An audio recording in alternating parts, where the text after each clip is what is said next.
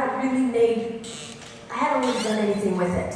I've kind of doodled, and I know that I could, in the back of magazines how they say, if you can draw this, you can be it's like you have to replicate like an elf or a goat or something like that. And you send it in and they hire you I think it's to do some kind of school.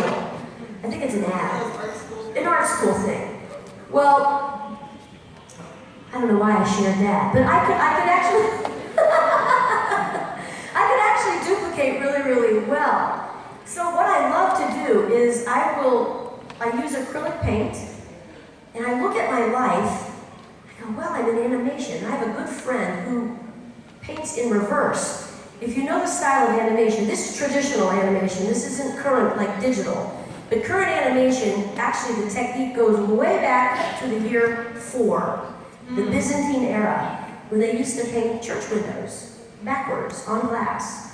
And from the back, you can't really tell what it is.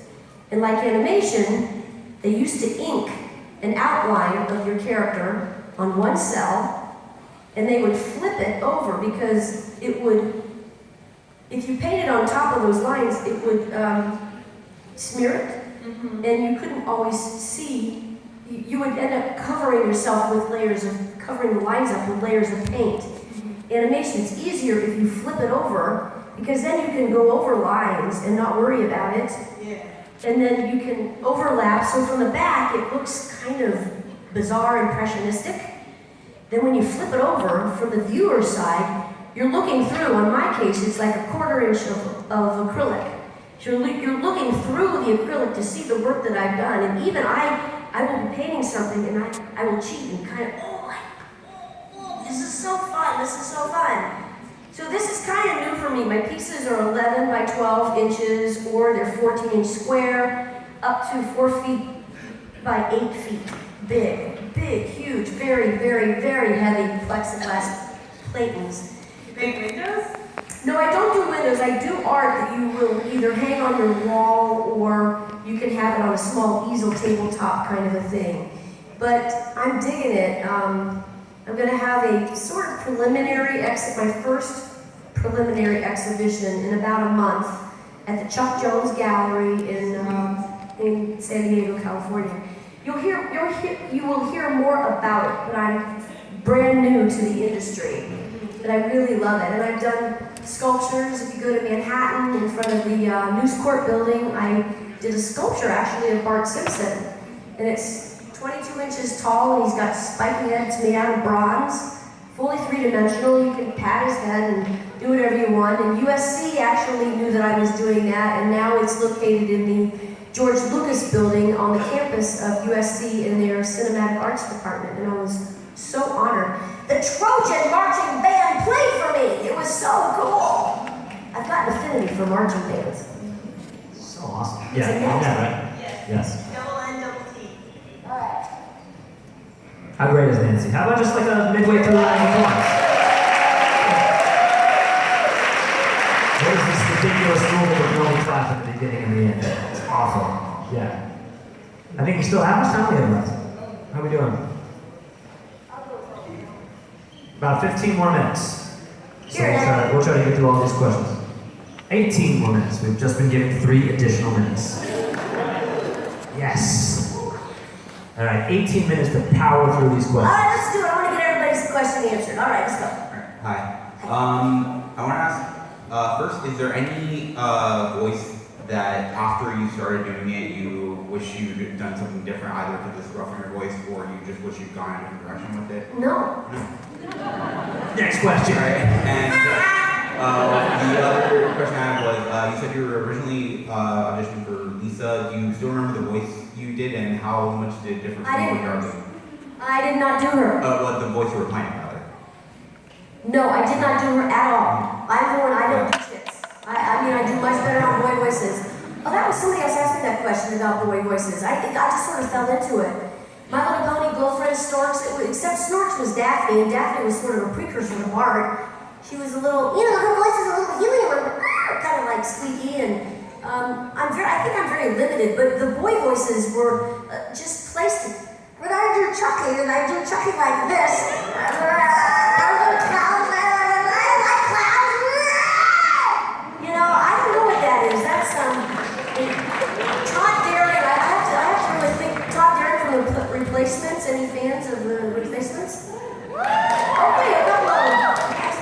because he's like a combination.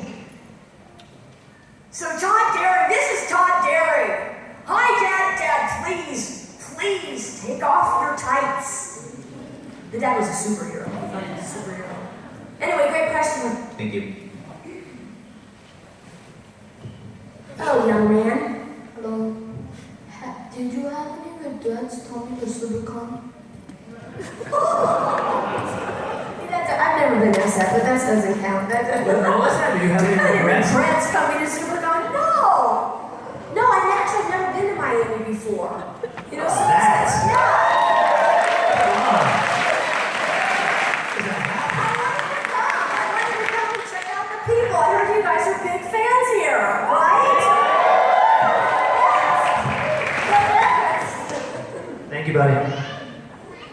Well, my friends and I all grew up watching Rugrats. So whenever we play, I always pick Chuckie. So this is pretty cool for me.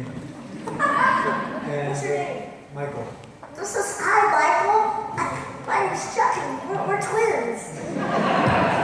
Wait, Michael, can you do the voice? No. Okay. That's intimidating, right? Maybe like before puberty, but now. But I was wondering what it was like when you were working on Rugrats. That's a great question. Michael, okay.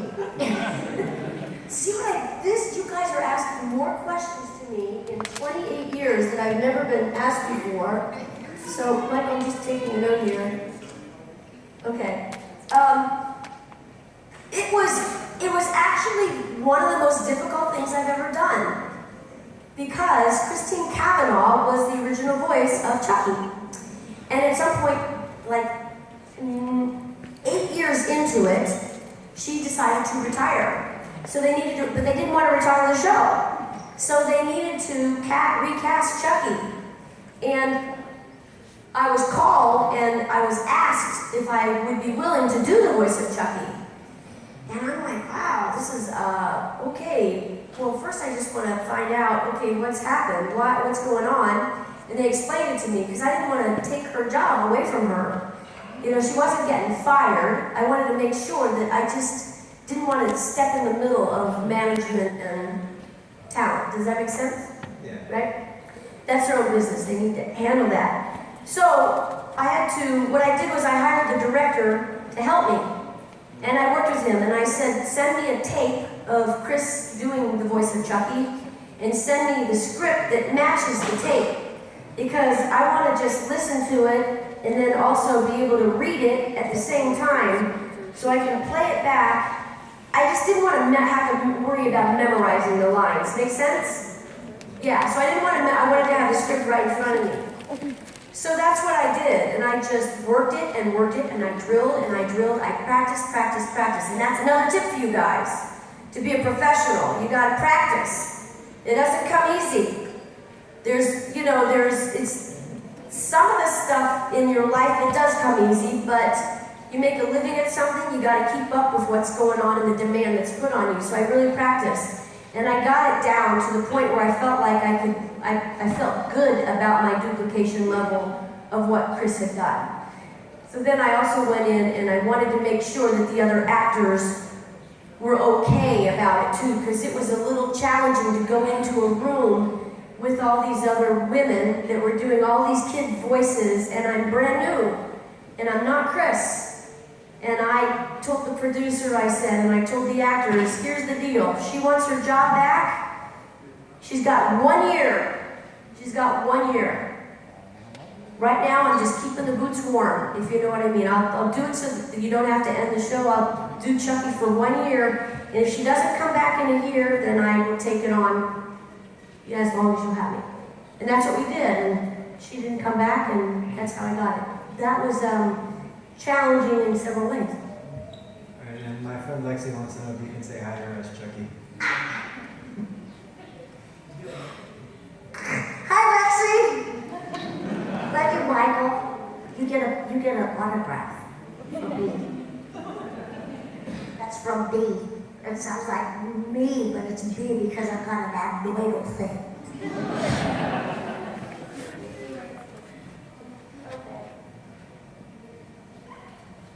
Who's next?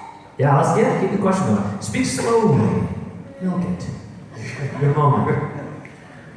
All right, so my question is that if you have ever done a voice role that left a rough in your throat, or if you've worked many hours doing these voices, what would you have done to treat your throat? Like, if I Yeah. would say, Yes, I have.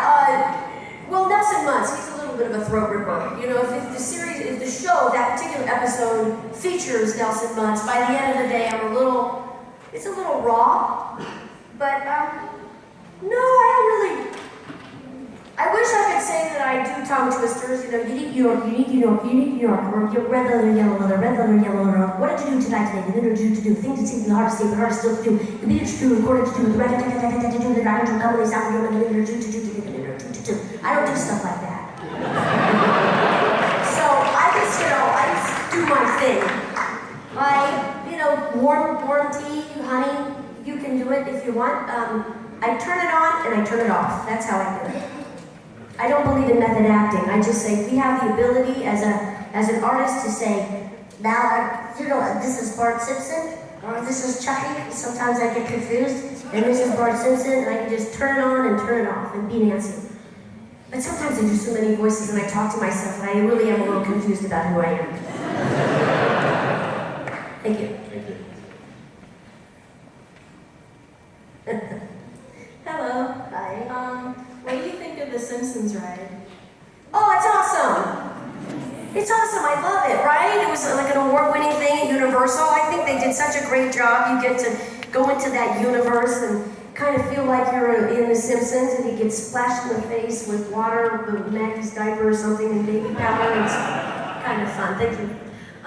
Just, you know what, let's keep it. There's 1, 2, 3, 4, 5, there's about 12 people behind you, and I want to make sure that I get to answer everybody's question. Okay.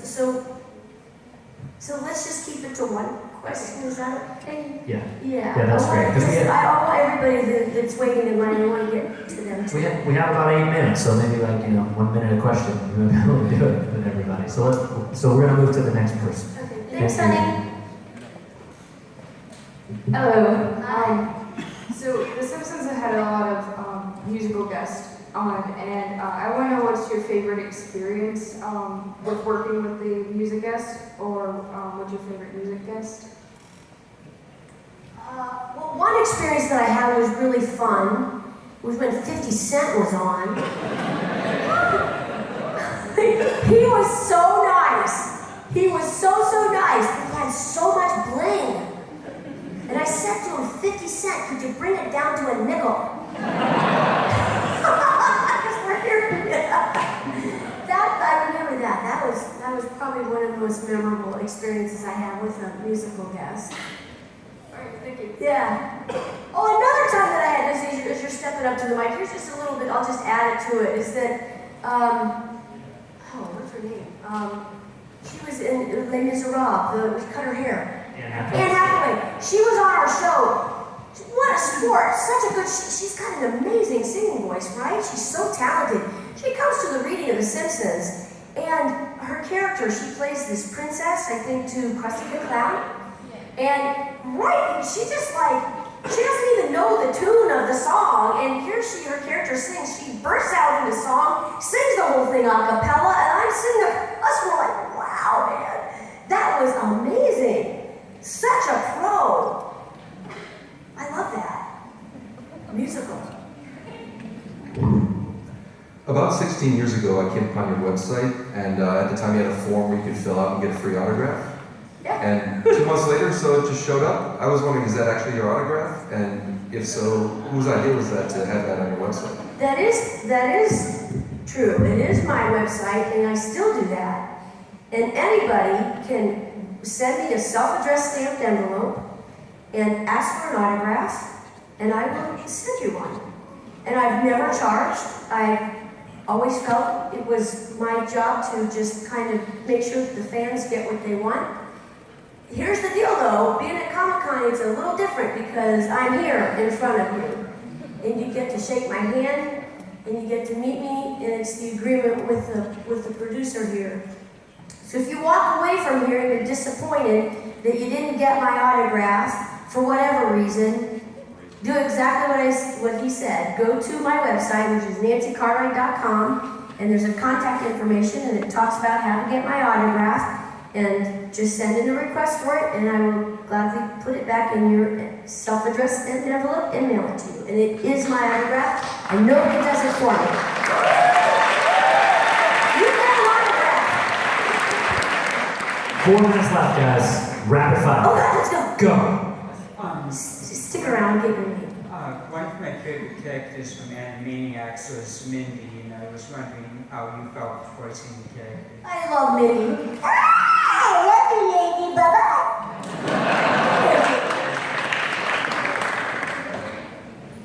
I love the catchphrase, "Eat my shorts," one of my favorites growing up. Just wondering if there was any phrases or any characters that evolved because it was your idea. Characters or phrases that evolved. That's really so far. That's the only one so far on The Simpsons, and nothing. Looking, checking, going back. Any other characters from any other show that I can know. But you get an autograph. Just sit right here. I'll get you. Hi, I'm a big fan. I just wanted to know, how was it like speaking to Stewie Griffin? Oh gosh, yeah, you know what?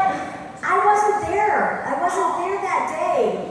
And so they had to record me separate, which was totally fun, but I kind of got to miss out on the group thing. I bet it would have been a blast. Thank you. That's a good one. Give me a second, nostalgia is kicking in. My question is, I know with the success that you had with Simpsons and all your other shows and everything like that, and now, obviously being a mother and now a grandmother and everything like that, are there any cartoon shows nowadays that you've been watching with your kids that you can see yourself playing, and what characters would they be? You know what? Actually, I don't watch.